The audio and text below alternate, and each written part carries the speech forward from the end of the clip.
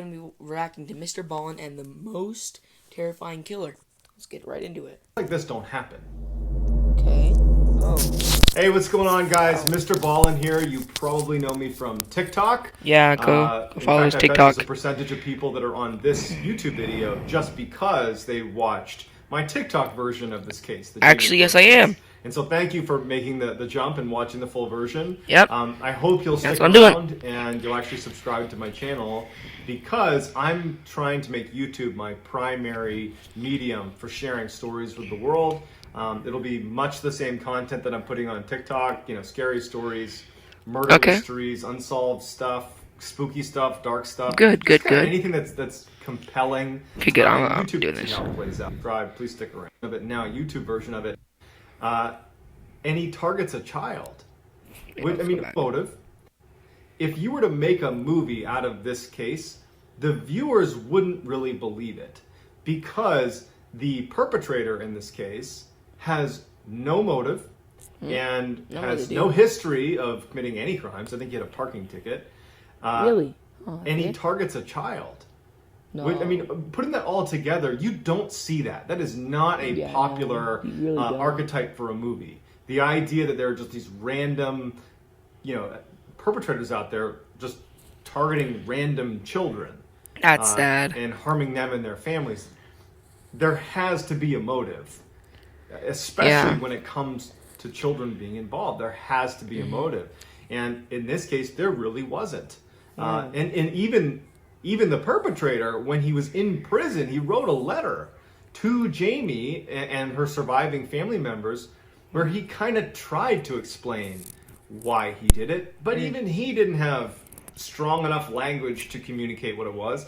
He made it seem like it was pretty complicated, and even he didn't know. He just said... Wait, so he's saying that this person just killed a child, or tried to, like, we haven't gotten the story yet, for no reason, no motive.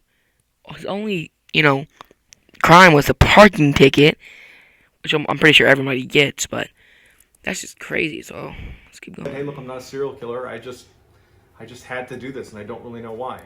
So it's just one of the more disturbing cases when you go into it knowing that this whole thing was perpetrated by someone who had no criminal history. He had no connection to the victims except that he randomly had a chance encounter with one of them. And it just kind of happened. It's just one of those horrible things that even now no one really understands, including the killer himself. So let's dive into it. In 2018, 21-year-old Jake Patterson is on his way to work at a cheese factory in Wisconsin. Okay. He'd only been working there for a couple of days. This is like his third day on the job. Only third. He's this kind of typical guy leading a typical life in Wisconsin. And he's driving his Ford Taurus. He comes to a stop behind a school bus where middle school kids are getting on the bus. And he's sitting there. And he looks up and he sees, for the first time in his life, a blonde-haired, green-eyed girl who ended up being 13-year-old Jamie Close. And as he's sitting there, because this all came out in a very lengthy... I'm scared. So we have lots of details about this case. Oh, no. As he's sitting there, watching Jamie, who, again, he doesn't know, get on the bus, he has this realization that she is going to be the girl that he takes. He actually says that sitting behind the wheel, he's like, I realized right then and there that she's the one I'm going to take. Oh, okay. So a guy with no criminal history, he's sitting there coming up with this plan of how he's going to abduct this girl. And it would come out later in his confession, which again was very lengthy, that he put a ton of effort into planning out this abduction. So let's talk about Jake's plan. He takes his father's Mossberg 12-gauge shotgun, which is a very commonly purchased weapon. He assumed that because it is, so widely purchased, it would be hard to track. Okay, so he takes his gun, takes a couple slugs, so he's got his weapon. Then he goes and purchases a balaclava, so a mask, a whole head mask, from Walmart. He shaves his head, shaves his beard so that there wouldn't be any hairs for forensic evidence at the crime scene. This is all so premeditated. Yeah, it's pretty smart. He went out and purchased gloves and wiped his gloves all so they wouldn't have prints on them. Wow. He purchased steel-toed boots and dark jeans and a dark jacket. In the car he was going to use, because he plans on abducting Jamie, and he knew he was going to be keeping her in the trunk. He cut the cord inside of his vehicle. It was when you press this button inside the car, it would open the trunk. Basically, he didn't want any access to the trunk unless he had the key. So he cuts that cord. He disconnected the dome light inside of his Ford Taurus, to try to better conceal him when he's in the car. I mean, this guy Very is smart. really thinking hard about. Wow, that's really premeditated. Like, I bet you this took like months just to, plan out, get everything for it. That's crazy how, he didn't have any like side thoughts, what if I get caught? He might have, but I really don't think so, how he's going to do this. He knew he was going to go in that house, he's going to take Jamie, and he had his big plan, right? Oh, in the house, I thought he was gonna take it from the Jake bus. tried, unsuccessfully, to abduct Jamie. He drove to their house the first time, and there were cars in the driveway, so he got spooked and he leaves. He comes back and he's about to drive up the driveway when lights come on, so he leaves again. But on October 15th, 2018, Wow. he was, unfortunately, he was successful. It was around midnight when Jake Patterson rolls into the close family's driveway. The lights in his car are off, the headlights are off, and he rolls into the driveway. And inside of this very modest home, Jamie was sleeping with her dog, Molly. And Molly hears the car pull into the driveway and starts barking. Wakes up Jamie. Jamie looks out. She sees a car she doesn't recognize. It's the middle of the night. And she runs to her parents' room and she alerts her parents. Jamie's father, James, he goes to the front door with a flashlight. One sec, boys. What? Please stop, Jaron. I'll see you in a second. Denise, back. that's Jamie's mother, and Jamie retreat into the bathroom where they shut the door. They sensed that this was potentially going to be a home invasion, and certainly they were right. So they actually barricade the door with a dresser that was in there. Seems they smart. Get in the tub and they shut the curtains. And so James is at the front door and he watches Jake Patterson get out of his car, calmly walk up the steps to the front door. Smart. And at this time, James is thinking that perhaps this is the police. And so when Jake arrives at the door and starts banging on the door, James shines his light out through the window, kind of gets a peek at him, then moves over to the door itself where there's this little tiny window on the door. And he looks through, shining the light, and he says, "Show me your badge." And unfortunately, it was at the same time that Jake raises his shotgun and pulls the trigger. Shoots right to the ground. Wow. Hits James, and James dies immediately. Oh, wow. Back in the bathroom, Wow. Jamie would later say that when she heard that shotgun blast, that she knew that her father was dead. And I think Denise, her mother, knew that as well. Because That's sad. It really is. Wow, just think about like this happening and then, thinking that your dad's, one of your parents are dead like instantly. Like that would be very, very sad and scary. immediately, Denise picks up her phone and calls 911. I should have done it first. Talking to the dispatcher who said that there were no police in the area, so further confirming that this was definitely not the police, because they didn't see that interaction at the door, they just heard it. Jake, at the front door, is trying to bust in the door. He can't do it, so he takes his shotgun, ejects a spent round, and then puts a slug through the doorknob, making it come wide open. He pushes it open, steps on the body of James, and begins to search the house.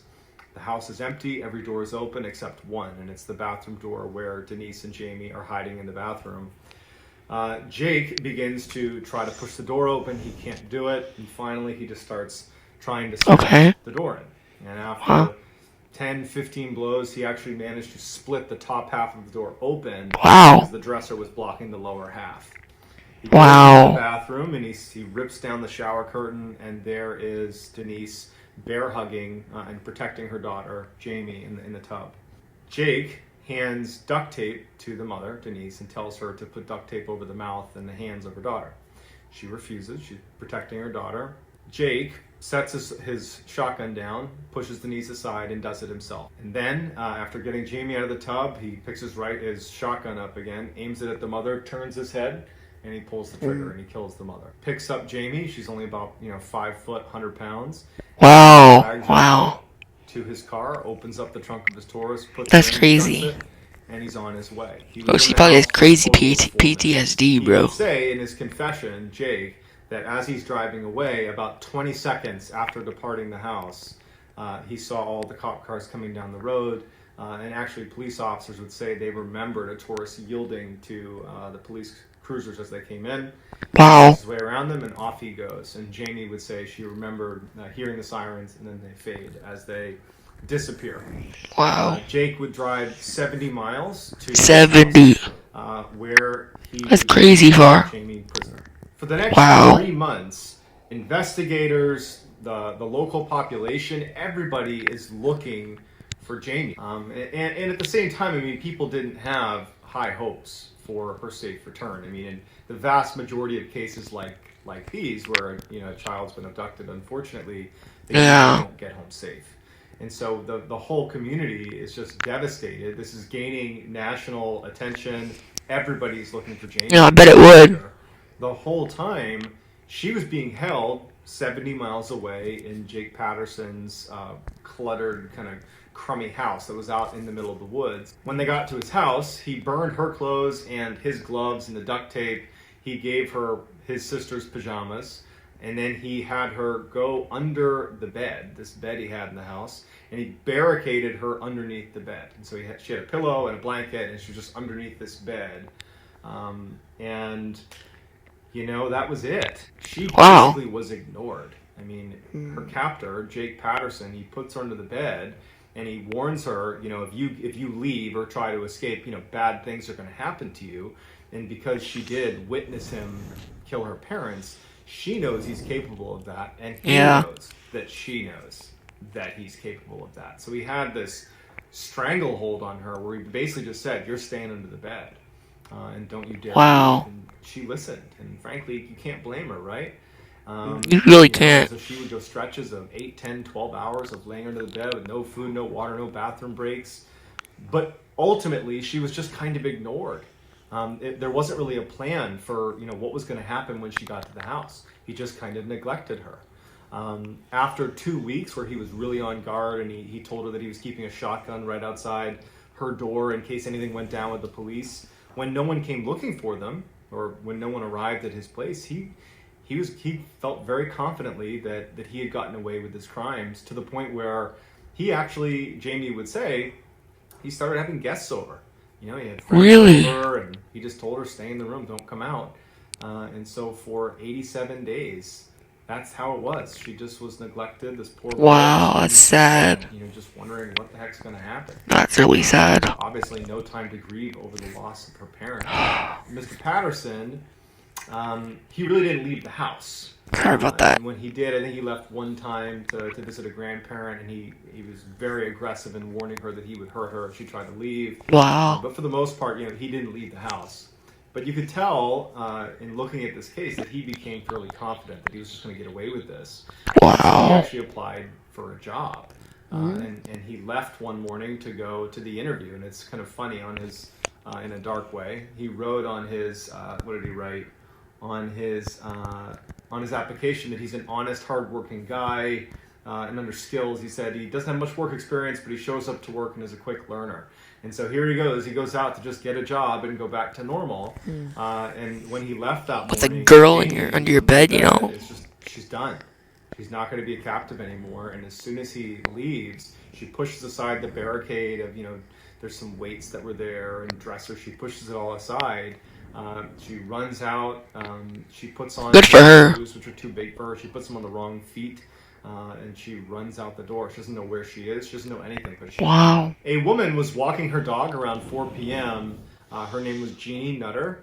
And she sees this girl, this teenager, who doesn't have a coat on. She doesn't have gloves on. It's bitterly cold. They're in the middle of Wisconsin in the wintertime.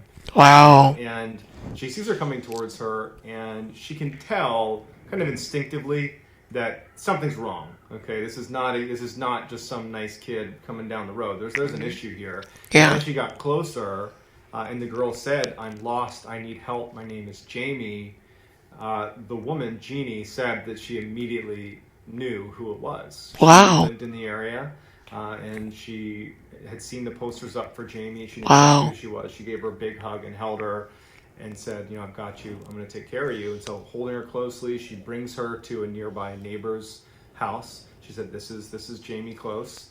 You have to Wow. call the police." And they go in there, That's and good. the Good homeowners job. got their weapons out, and they guarded the door, and they huddled around Jamie while Jeannie called the police. And the police just didn't even know what to do. They were so shocked that they had found Jamie Close Wow. that it actually took a minute for them to recognize what they were saying and how urgent it was that you come here right now, because at some point her captor, who can't be that far away, is going to recognize that she's not there anymore. Mhm. And so they send the police, and luckily Jamie is brought in and is saved.